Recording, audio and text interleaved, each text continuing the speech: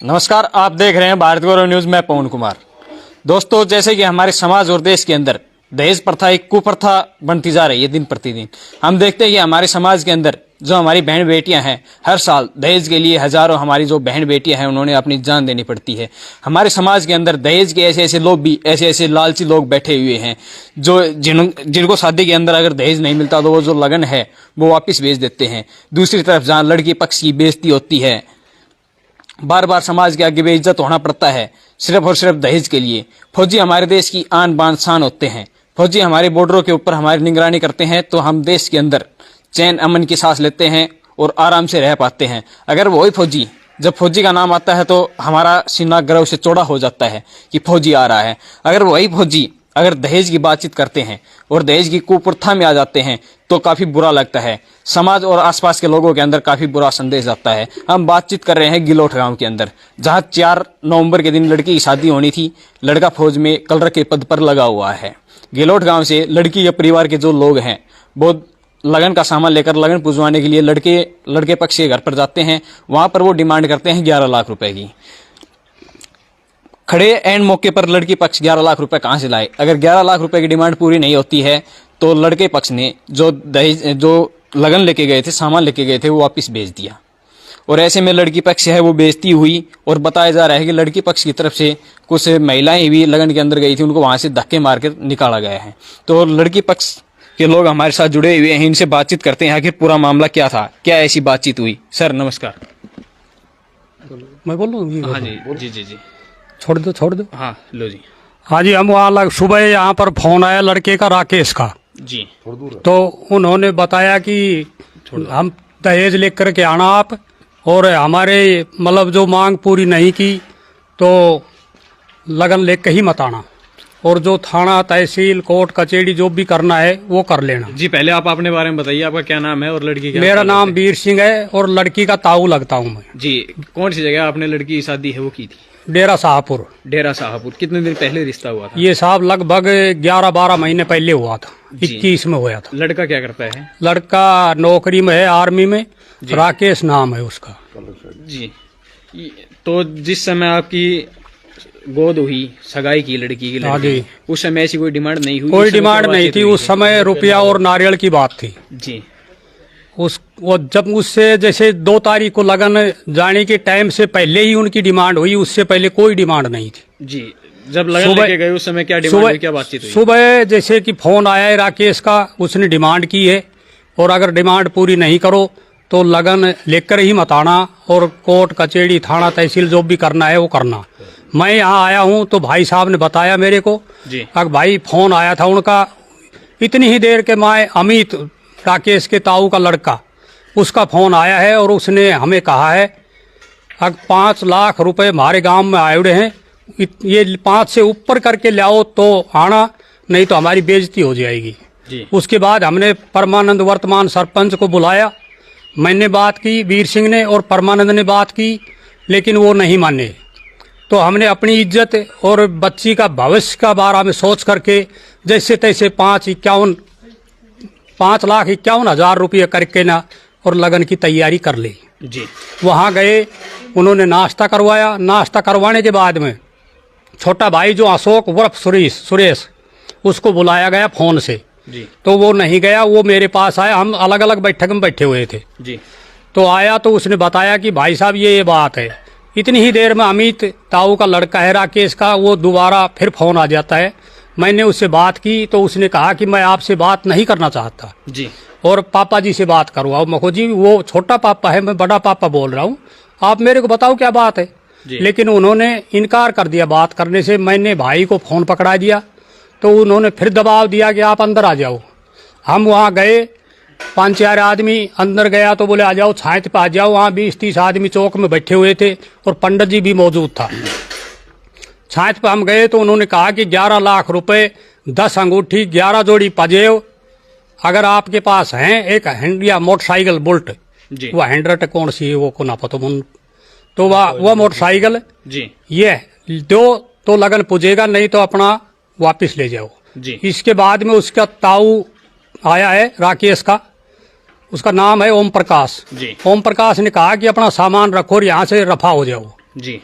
थोड़ी देर बाद में 2-4 मिनट बाद में उसकी ताई आती है। ताई ने कहा अगर आपकी गुंजाइश नहीं थी तो क्या लग गया हुआ लड़का देखना जरूरी था, कलियारा में घड़ा ही आवारा डोले हैं, उनको ब्याह देता। इस मामले को, इस बात को सुनकर साहब मामला बिगड़ चुका।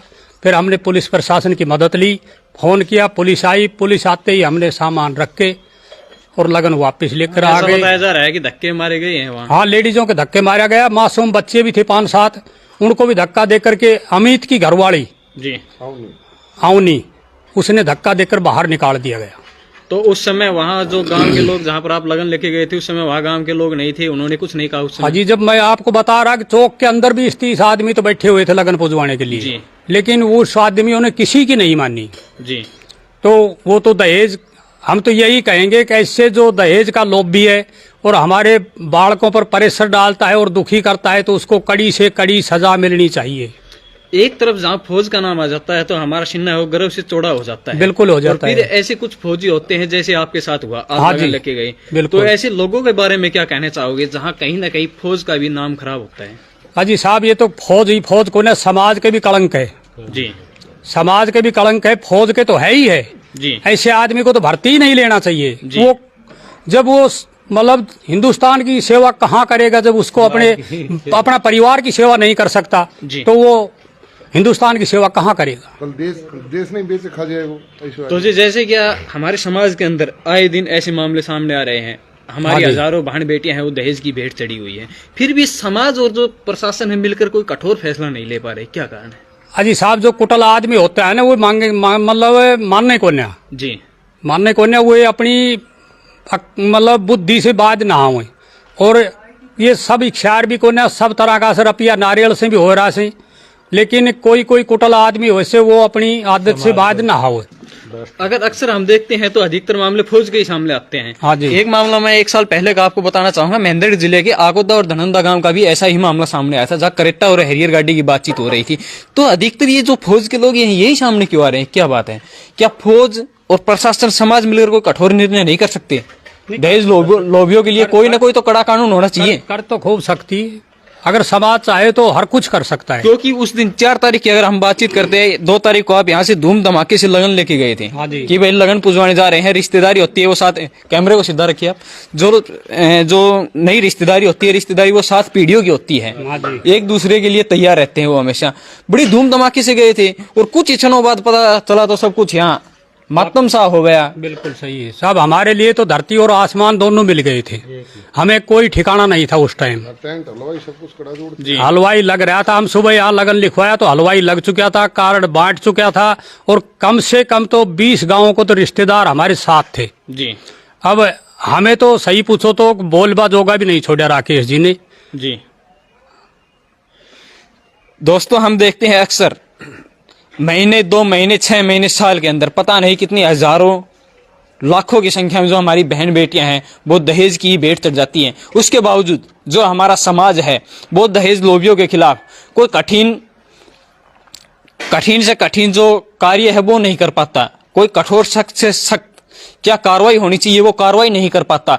क्या कारण है? ये कहीं ना कहीं हमारे समाज की कमी है कि वो ऐसे दहेज लोभियों के खिलाफ कड़ी से कड़ी कार्रवाई करे और प्रशासन को सख्त से सख्त इस मामले में एक्शन लेना चाहिए जो ऐसे मामले आते हैं। लड़की के पिताजी हमारे साथ जुड़े हुए हैं, हम एक बार इनसे भी बातचीत करते हैं। सर नमस्कार। नमस्कार। तो सर, जैसे कि बता रहे हैं लगन लेके गए, उस समय उनकी डिमांड थी 11 लाख रुपए की, अंगूठी हो गई सोने की, बुलेट मोटरसाइकिल, ऐसी कुछ डिमांड बता रहे हैं। क्या आज से पहले ऐसी बातचीत नहीं हुई? आज से पहले उन्होंने ऐसी कोई डिमांड नहीं रखी? ना, कभी कोई डिमांड नहीं रखी। 1 रुपया नारियल की बात थी हमारी। फिर अचानक क्या हुआ? तब आप यहाँ से लगन लेके गए, उसके बाद उन्होंने डिमांड रखी कि भाई हमें 11 लाख रुपए चाहिए, 5.5 लाख रुपए चाहिए। लगन देने से पहले फोन आया मेरे पास सुबह जी। लड़के का, जी। जो राकेश है ना, उसका फोन आया सुबह। जी। और पापा जी लगन में क्या लिखवा रहे हो, क्या दे रहे हो तुम साहब? लगन पत्रिका। जी। तो बोले साहब आपको बताया था तुमको, बोलो वो लेके आना हमारी डिमांड से। वो बाकी हमें नहीं बताया, बच्ची के पास फोन किया था और बच्ची हमें बताया नहीं। और बाकी वैसे हमारी नॉलेज में कोई 1 रुपया नारियल की थी, हमारी नॉलेज में कोई बात ही नहीं थी। अच्छा, बच्ची को शायद आज से पहले बता दिया होगा, बच्ची ने आप लोगों को नहीं बताया होगा। बच्ची के पास फोन आया है, वो रिकॉर्डिंग देखी हमने तब, जी। जब पता लगे हमें। जी। तो अब और इस रिकॉर्डिंग मामले है में हमारे क्या पास। कार्रवाई चली है? ऐसे जो मामले आते हैं, हमारा गांव समाज मिलकर कठोर निर्णय क्यों नहीं ले पा रहा? कहाँ कमी है, क्या ये कारण? साहब हमारा प्रशासन की भी कमी है। जी कड़ी से कड़ी सजा 2-4 को मिल जाए तो अपने आप ही सुधार हो जाए। जी हाँ, समाज में अपना आप सुधार आ जाए। बाकी प्रशासन है कुछ पैसे खा के एक पक्ष से और बैठ जाता है आराम से। जी। अभी 2 तारीख का मुकदमा, अब तक तो हमारी भी कोई कार्रवाई नहीं हुई है फिलहाल तो। पुलिस प्रशासन के ऊपर भी बड़ा आरोप। 2 तारीख का मामला, लड़की के पिताजी कह रहे हैं 2 तारीख का मामला है और अभी तक हमारी भी कोई कार्रवाई नहीं हुई है। कितना बड़ा जो बवाल है, हंगामा है, वो हो चुका है। लड़की पक्ष जहां लगन लेके गया था वो वहां से वापस आया है, इनकी बेइज्जती हुई है। ये बता रहे हैं हमें धक्का मारकर वहां से निकाला गया है, बेइज्जत किया गया है, फिर उसके बावजूद कार्रवाई नहीं की। ये हमारे प्रशासन के ऊपर कहीं ना कहीं सवालिया निशान उठ रहे हैं। ये क्यों उठ रहे हैं? जी आगे। तो ये बता रहे हैं कि उस समय फोन आया, तो लड़के का आप बता रहे हो फोन आया, क्या लड़के के पिताजी या घर में और कोई बड़े व्यक्ति नहीं थे? जी, फोन मैंने आने के बाद बोला था आपको उनसे आपके जो बातचीत हुई हो? बड़े हैं उनसे बात कराओ। उससे बड़े से फिर उसके बड़ों का फोन आया, अमित का। जी तो अमित से बड़ा भाई साहब, एक हमारे गांव सरपंच परमानंद, उन्होंने बात की तो बोल जी 5 लाख रुपए हमारे गांव में आए हुए जी। हैं, इससे ऊपर लाओ। तो परमानंद ने, भाई साहब ने बोला इसकी हिम्मत नहीं है, कहाँ से देगा? बोलो जी कैसे भी करो, हमें तो 5 से ऊपर लाओगे तभी हमारी इज्जत रहेगी, नहीं तो इज्जत नहीं रहेगी। सर वैसे आप क्या काम करते हो? अगर बात वैसे करें, कृषि। कृषि का काम करते हाँ हो? जी। ये जमींदार व्यक्ति हैं, कृषि का काम करते हैं, अपने परिवार का पेट पालते हैं, बच्चों को पढ़ाते हैं, लिखाते हैं। ये सोचते हैं कि मैं तो जमींदारी में लगे रहूंगा, कहीं ना कहीं बच्चों की अच्छी तरीके से शादी हो जाए, ये शिफ्ट हो जाए, नौकरी लग जाए। तो जी जमींदारा ही है। अगर कहीं फसल नहीं होती, बारिश नहीं होती, तो उसके बाद क्या? उसके बाद में नुकसान होता तो कर्ज लेके काम चलाते हैं, और कहाँ से आते हैं? हमारे पास कोई नौकरी तो है नहीं।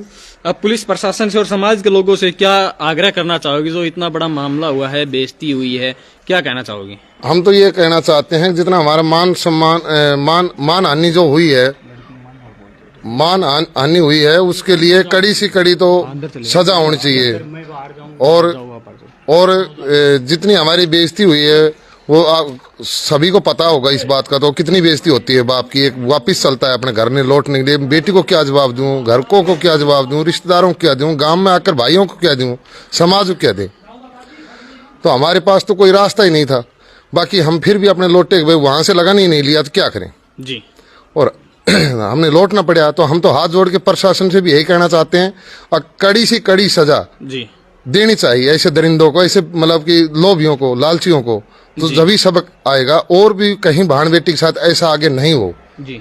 और आर्मी से भी हम हाथ जोड़ के एक बात कहना चाहते हैं, इनको नौकरी से तुरंत हटा दिया जाए, जी। जो आगे कोई भी ऐसा सर्विसमैन बन के और किसी बालक को परेशान ना करे। जी। लड़की की जो माताजी है, मम्मी है, वो भी हमारे साथ जुड़ी हुई है। हम एक बार इनसे भी बातचीत करेंगे। जी नमस्कार। नमस्ते जी। जी जैसे कि बता रहे हैं, काफी बुरा हुआ है। यहाँ से लगन लेके गए हैं और दहेज के लोभ में उनकी आंखें बंद थी और उन्होंने लगन है वो वापस कर दिया, ठुकरा दिया।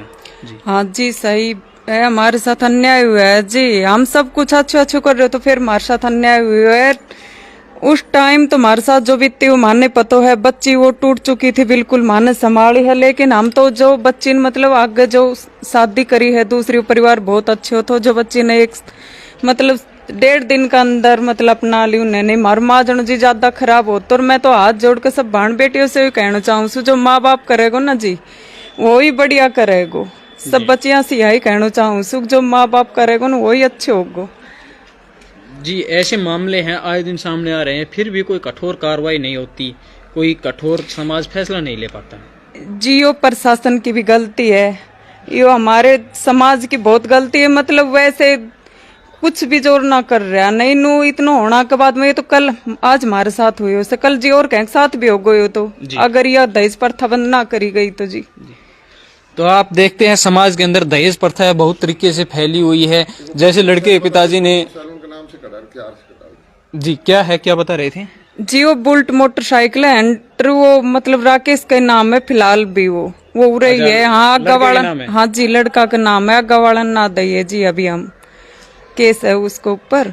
तो जैसे कि लड़के पक्ष की डिमांड थी बुलेट मोटरसाइकिल की, तो इन्होंने बुलेट मोटरसाइकिल है वो लड़के के नाम से ही निकलवा रखी है। और ऐसे जो मामले हैं वो हमारे समाज में आए दिन सामने आ रहे हैं, फिर भी हमारा समाज है कोई कठोर फैसले नहीं ले पा रहा है। वहीं लड़की पक्ष के पिता ने पुलिस प्रशासन के ऊपर भी काफी गंभीर आरोप लगाए हैं कि 2 तारीख का मामला है, अभी तक हमारी कोई कार्रवाई नहीं हुई है। तो आप सभी लोगों से मेरी विनती है, आप वीडियो को ज्यादा से ज्यादा शेयर करें और इन लोगों की मदद करें। धन्यवाद।